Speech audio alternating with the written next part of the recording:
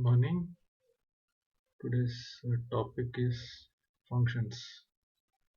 Chapter 1 was revision 2. So we have revised the concepts which are learned in class 11. So now we are going to a new topic which we are not learned in class 11. So that is about functions.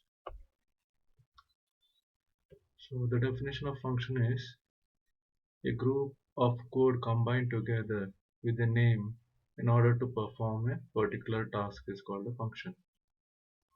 So a group of code combined together with a name in order to perform a particular task is called a function.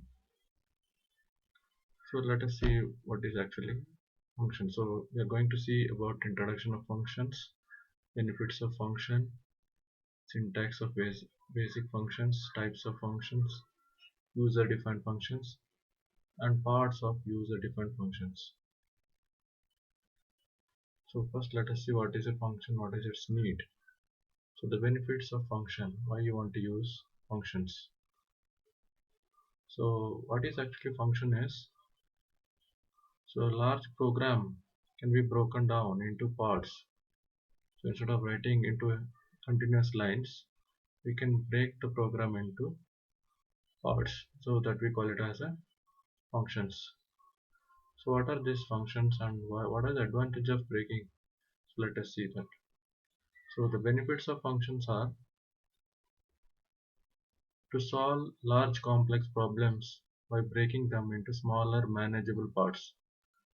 So it is easy to manage a smaller part, like instead of handling the continuous lines, a lot of lines together, it is easy to manage a small part, then go forward with another part. So we can break into different parts. The second point is dividing the work among different developers so that it can be done by a team. So just like when we do a teamwork, so a part of work can be done by one person, another part can be done by another person, and it can be combined together. Same way, the large program can be broken down into parts and it can be handled separately. Error detection becomes easy. So when we divide the program into parts, it is easy to find out the errors and rectify the errors. Next point is time, effort, and cost saving techniques. So this is possible only because of the previous points. So we can reduce our time of developing our software. We can also reduce our effort and cost saving techniques. You can also reduce the cost. You can reduce the number of lines. Reusability of code. So it same kind of task is repeated again and again. So it can be reduced with the help of functions. Instead of writing a task again and again for repetitive work, so it can be reused. Once it is written, we can just call those part of the program, then it can be reused, so that the number of lines, the size of the program can be reduced. So these are the few benefits of functions. So mainly the large complex problem can be broken down into parts, divide the work among different developers, error detection is easy, time, effort, and cost saving, then reusability of code. Let us see to the next point. So syntax of basic functions. Let us see how to create a function. Before that, let us see what is the structure of the functions. So a user defined function always starts with the keyword def. So you can see here how we started. It starts with def, then a function name, any function name, followed by a the parameters which is mentioned within brackets. So it is optional. There may be a program with parameter or without parameter. We'll see that in detail later. And then the body of the function comes. It may have return values or it may not have return values. It means you are sending the answer back to from where it is called or not sending. Then, so a function should have a function call. Then just like till now whatever programs you have written, so we need not call the function automatically. It starts from one part, goes on sequential order and ends. Now if you are writing a program in using function, then it is compulsory to call a function. If you call the function, then only it will be executed. So you need to call the function. So here we have defined the function. To see the structure of the code now, then we'll see the example. So here when we are calling the function, so whatever we defined here, we are calling the function. So when we are calling, you just see that function calling will be without indentation. So first the structure is like this: starts with the keyword def, followed by the function name, then the parameters within bracket, then colon, followed by the body of the, this is actually the header and body part of the function. So the calling function can be done anywhere. So you see that its indentation will be to the left always, function call. But when you're defining the function def, then function name colon, then followed by the body should be shifted to the right part, that is to show that it is, these parts are the contents of the function. So parameter depends, so we can pass the parameter or without parameters. We'll see that it depends upon our use. So let us see the example. Before that, let us first see the types of functions. What are the different types of functions? So mainly we categorize into two, that is built-in function and user-defined function. And in built-in function also there are two types. So we'll categorize here into three types. So first is built-in, second and built-in present in module, and third one is user-defined functions. So first let us see what is built-in functions. These are the functions which are ready-made, already created by in Python. They are not present in any module. We need not import any module to use this. They can be used just by calling them. Like we have used these functions int, float, input, print. So for using this, we did not import any of the modules.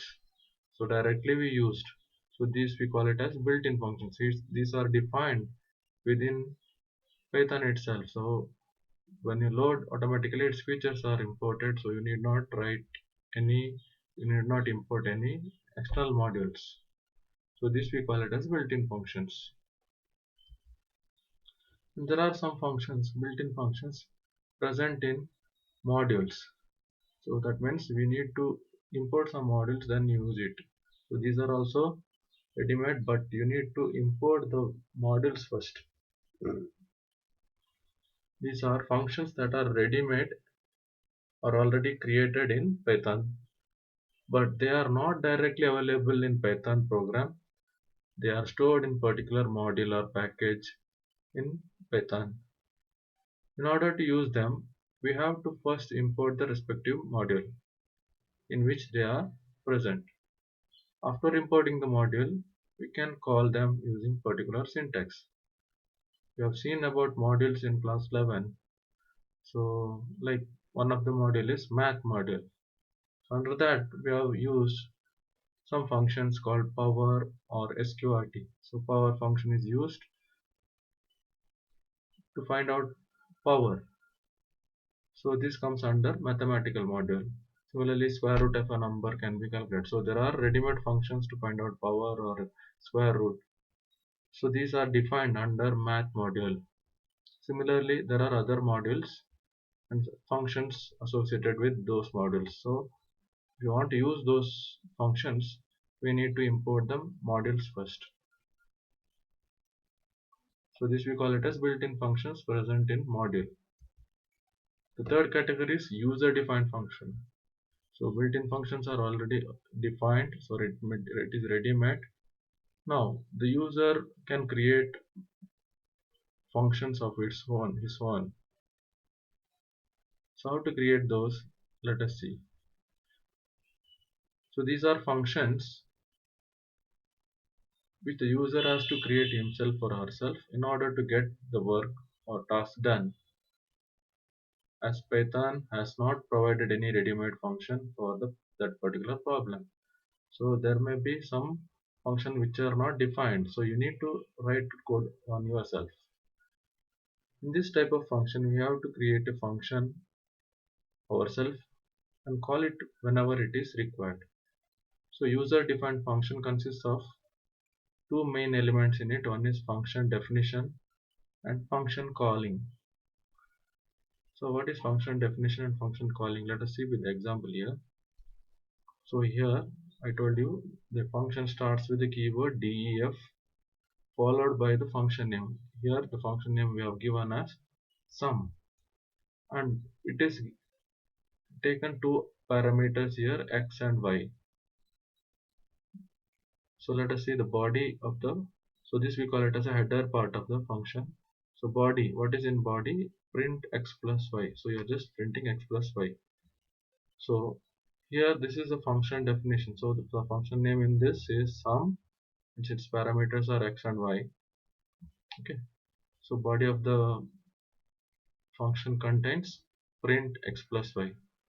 So if you write only these things, the program may not run. It won't run. So you need to call the function, then only the function runs. So how to call the function? I need to write the function name. I can pass the arguments, depends upon the program. So here we have defined taking two parameters. So I need to pass two parameters. For example, sum 45, 78. That means 45 and 78 are passed to the function sum. So here x will be taken as 45 and y will be taken as 78. So this both the values will be added here and displayed the result. So without this function call, this sum function will not run here. So you need to define the function, then call the function. If you call the function, then the defined function will be called.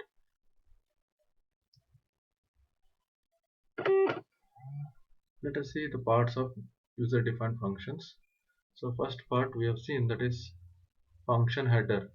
The first line of the function definition starts with def keyword and ends with colon symbol. It is also contains function name and parameters in it. So here we have seen the example, that is def sum x comma y and colon. So here def is the keyword and sum is the function name and x and y are the parameters. So what are parameters? These are variables that we pass in parentheses.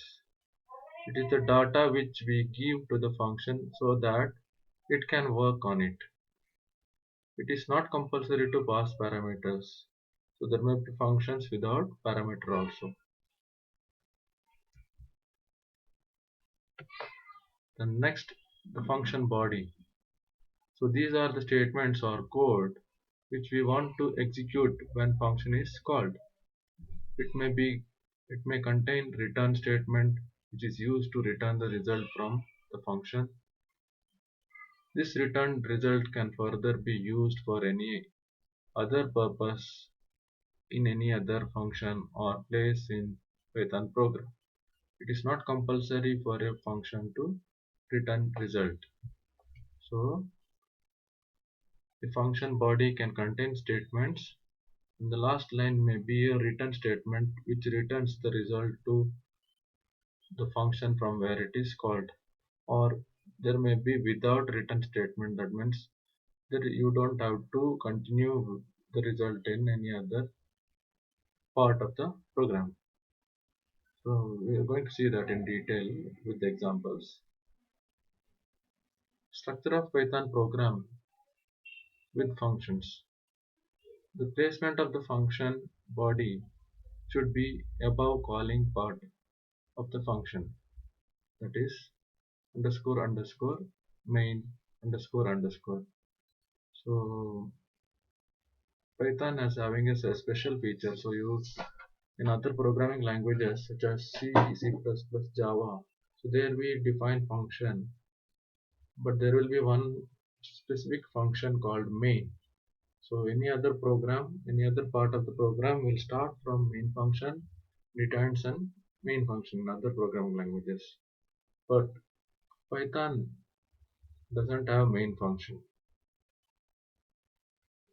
So you need not call the main function. Python do not have this main, but it is unindented region is called as underscore underscore main underscore underscore. This area from where Python program begins its execution and is also called top level statements.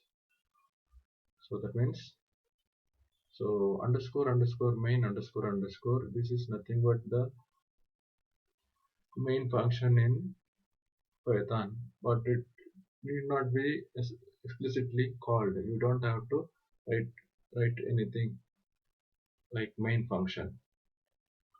So we can also check this by using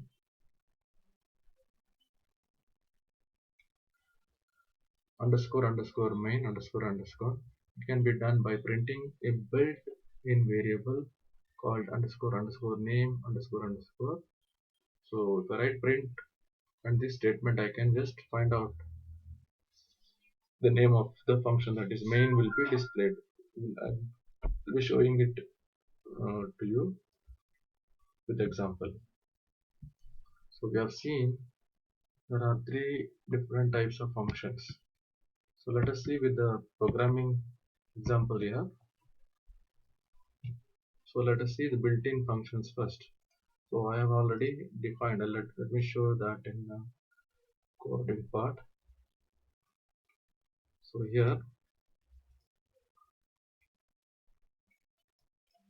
so what is a built-in function? Let us see. So we have already learned about math modules in class 11. So if you want to use any mathematical modules, we need to write import math. So we have written import math, and I am inputting a number here. Then I am again asking for another number. So A and P are the two different numbers here. So I wrote math.pow a comma p. That means I want to find out a power p. So pow is the function defined already. We have a ready-made function called pow. So I can just use those pow function and pass the arguments. So pow function is already defined under math module. So I need to write import math first, then I can use math.pow and pass the arguments. Actually this function is already defined.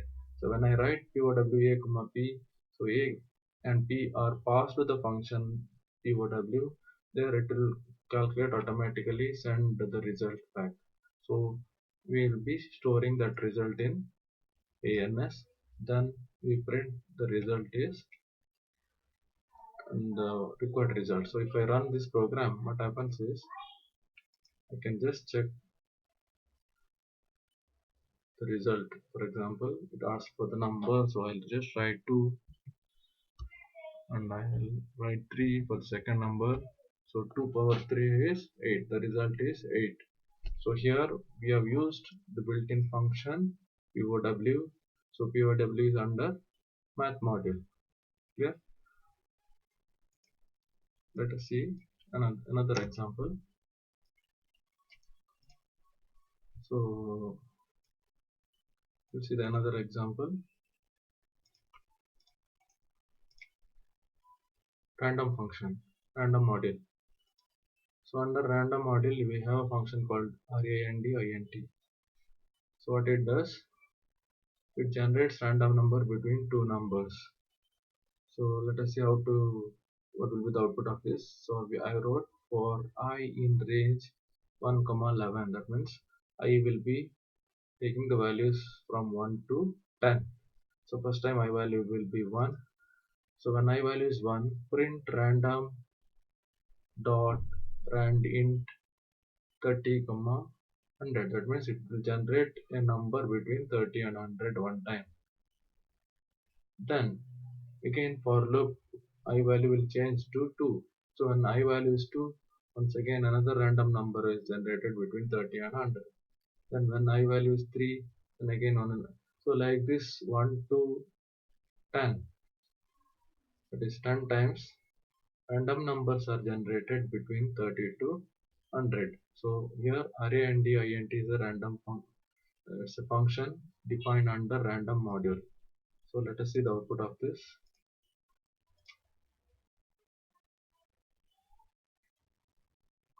So you can see the 10 different random numbers are generated which are between 30 and 100. So if I run again the same program, I will get another different or same 10 random numbers between these two ranges. Simply, so here we have used the built-in function array under the module random. So this we call it as a random function. Now let us see how to define a new function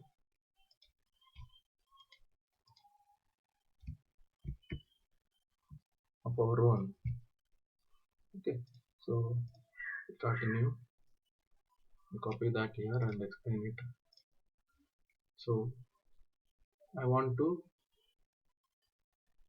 add two numbers. Okay, just simple function of my own I want to create. So what I should write? I should write def followed by the name of the function. I can give any name. I wrote here as num sum. So I'm taking two arguments. I want to pass two values to find out its sum. So I take two values here. It is x and y. Print x plus y if I'm writing. So this will be the body of the function. So without this, let us see this. I'm just running this. Just say this.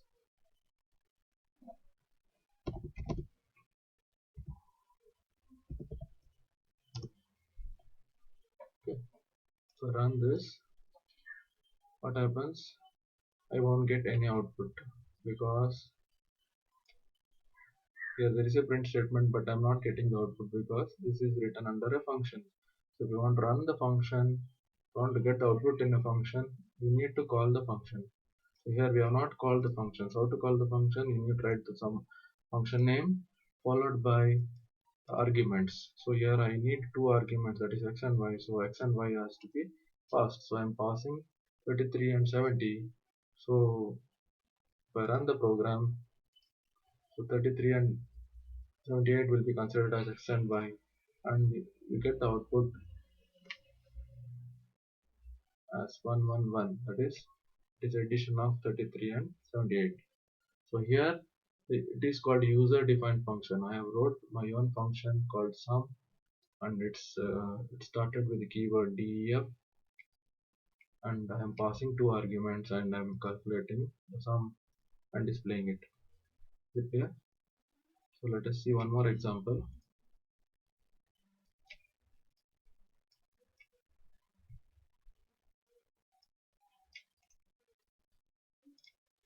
Okay.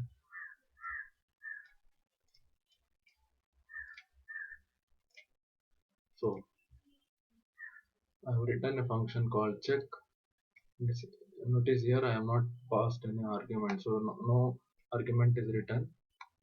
So within this I wrote int input enter a number. So n is a number.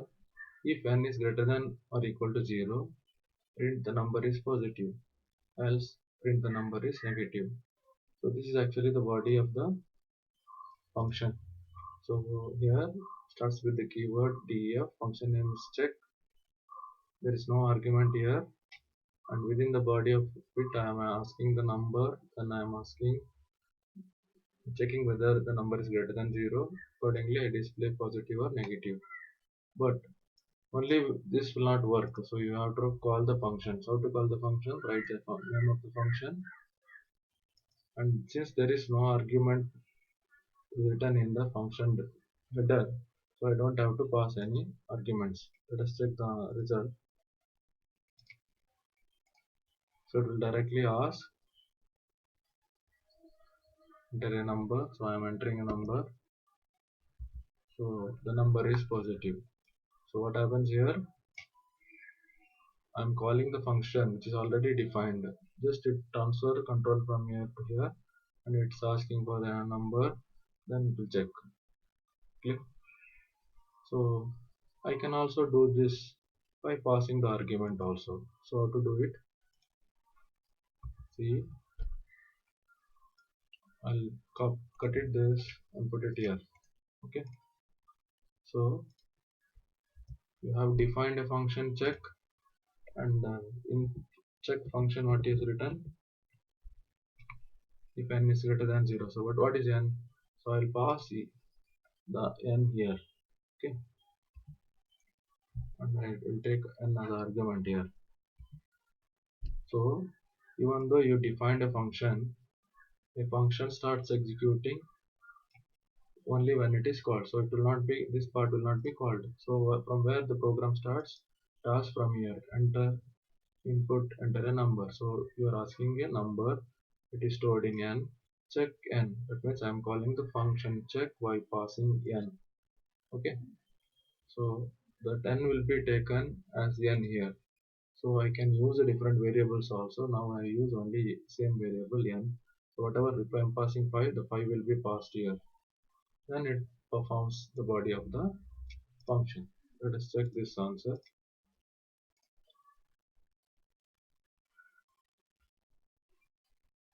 See, you see from where it is starting. Enter a number. Okay, so we'll write a number, press enter. So I entered here, it passed to this function, then it is performed based on the conditions here. So body of the loop is executed, body of the function is executed here.